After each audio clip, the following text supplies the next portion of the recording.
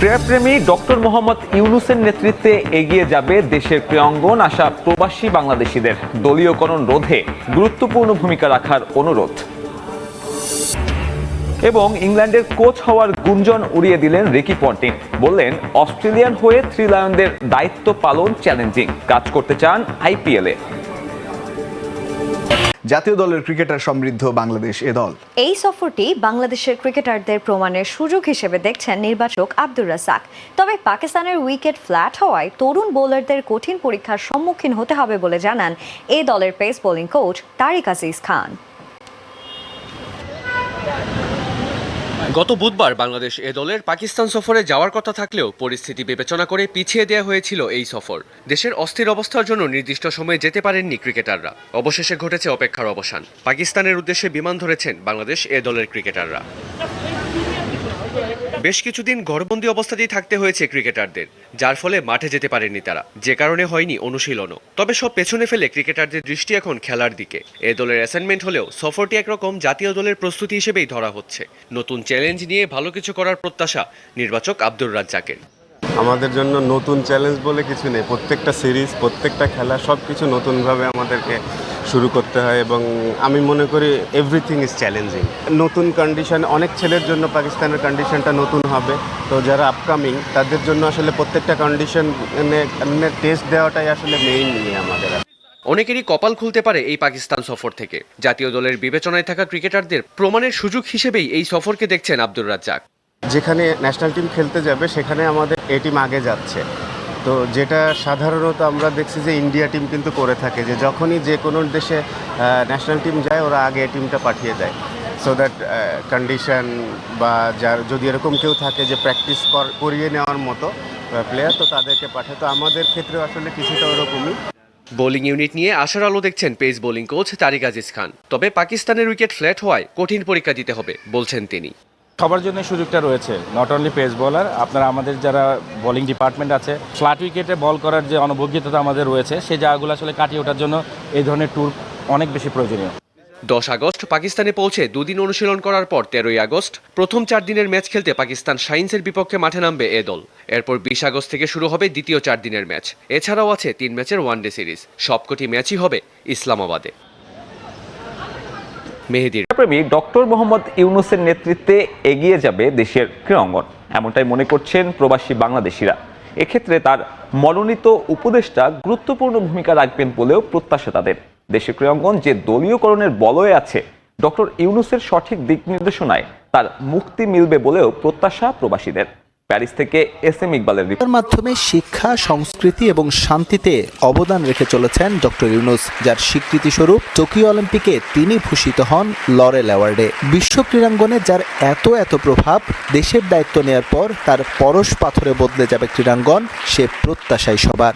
World wide কিন্তু আমরা একটা ভিজিবিলিটিটা কিন্তু আমাদের বাড়বে এবং আমাদের প্রতি মানুষের যে দৃষ্টিটা, সেই দৃষ্টিটা কিন্তু একটা পজিটিভ ইম্প্যাক্ট ফেলবে, এটা আমার বিশ্বাস। এখন প্রশ্ন হচ্ছে যে কতটুকু আমাদের ক্রীড়াঙ্গনে সেটা একটা সুন্দর আবহাওয়া বা পরিবেশ নিয়ে আসবে, সেটার একটা বিষয়। সেটা তো একটা অভ্যন্তরীণ বিষয়।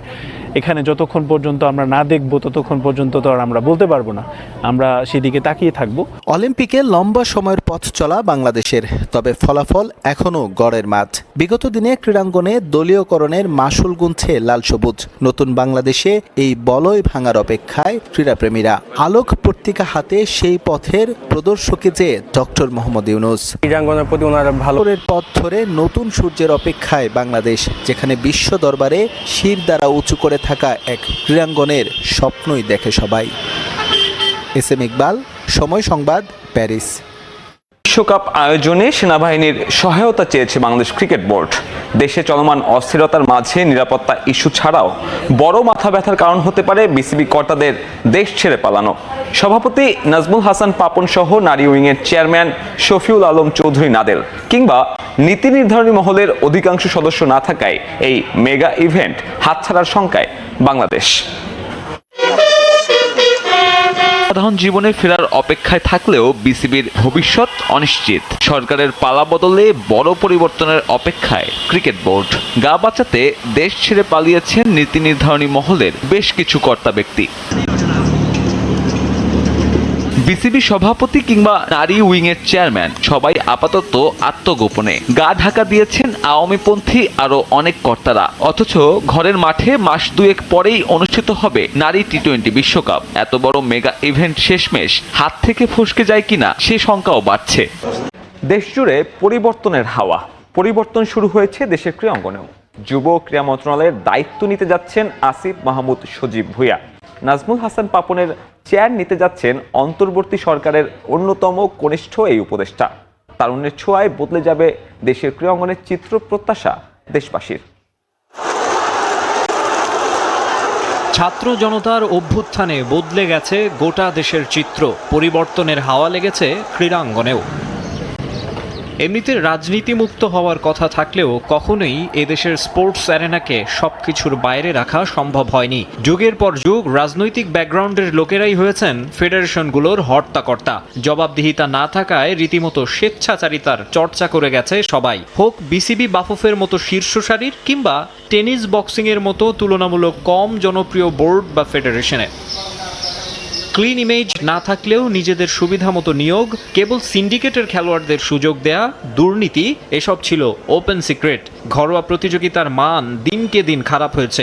অনেক যোগ্য খেলোয়াড়ের স্বপ্ন গলা টিপে হত্যা করেছে অনৈতিক সুবিধাভোগীরা। এসব কারণেই তো কোনো ডিসিপ্লিনেই আন্তর্জাতিক পর্যায়ে তেমন কোনো সাফল্য নেই বাংলাদেশের। অবশ্য তারপরও এতদিন গলাবাজি বন্ধ হয়নি ক্ষমতা আঁকড়ে ধরে রাখা কর্তা ব্যক্তিদের। দেশের খেলাধুলার মান উন্নয়নেও আদতে কাজের কাজ কিছুই হয়নি।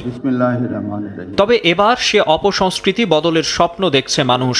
ক্ষমতার পালা বদলে যুব ও ক্রীড়া মন্ত্রণালয়ের দায়িত্বে এখন আসিফ মাহমুদ সজীব ভুঁইয়া। নাজমুল হাসান পাপনের চেয়ারে বসতে যাচ্ছেন অন্তর্বর্তী সরকারের উপদেষ্টা এবং বৈষম্য বিরোধী ছাত্র আন্দোলনের অন্যতম প্রধান সমন্বয়ক। তারুণ্যের হাত ধরে ভিন্ন কিছুর আশায় ক্রীড়াপ্রেমী জাতি। যুব ও ক্রীড়া মন্ত্রণালয়ের দায়িত্ব পাওয়া আসিফ মাহমুদ একজন ক্রীড়া অনুরাগী মানুষ। রাজনীতির পাশাপাশি দেশের স্পোর্টসের বৈষম্য ও খুঁটিনাটি নিয়ে বেশ আগে থেকেই সোচ্চার তিনি। ফেডারেশনগুলোর চিরদিনের করাপশন দূর করতে সক্রিয় ভূমিকা রাখবেন তিনি, এমনটাই প্রত্যাশা সবার। বাকরিয়ার এবং এনামুল হক বিজয়, এদের মধ্যে দুইজন সুযোগ পাবে ওপেনার হিসেবে। তবে কারা হতে পারে সেই দুই ওপেনার, চলুন কাটাছেঁড়া বিশ্লেষণ করে দেখা যাক তা নিয়ে। সবার আগে আলোচনায় আসা যাক মনিম শাহরিয়ারকে নিয়ে, যিনি অসাধারণ এক বিপিএল কাটিয়ে ডাক পেয়েছেন জাতীয় দলে। পাওয়ার প্লে দুর্দান্তভাবে কাজে লাগাতে জানেন তিনি। মূলত তার ওই স্ট্রাইক রেটের কারণে তাকে দলে নেওয়া। যদিও আন্তর্জাতিক মঞ্চে প্রথমে নিজের ছাপটা ভালোভাবে ফেলতে পারেননি তিনি। 2 ম্যাচে রান করেছেন মাত্র 21 রান, সর্বোচ্চ সংগ্রহ 17। স্ট্রাইক রেট 100 থেকেও কম, মাত্র 75। পারফরমেন্সটা মোটেও সন্তোষজনক নয়। তবে যেহেতু খেলেছেন মাত্র 2টি ম্যাচ, তাই তার উপর হয়তোবা নির্বাচকরা এতটা কঠিন হবেন না। নিশ্চিতভাবে আগামী ম্যাচে ওপেনার হিসেবে দেখা যেতে পারে তাকে। বয়স মাত্র 24, তাই তাকে নিয়ে লম্বা সময়ের পরিকল্পনাই করবে বোর্ড। আর যে কারণে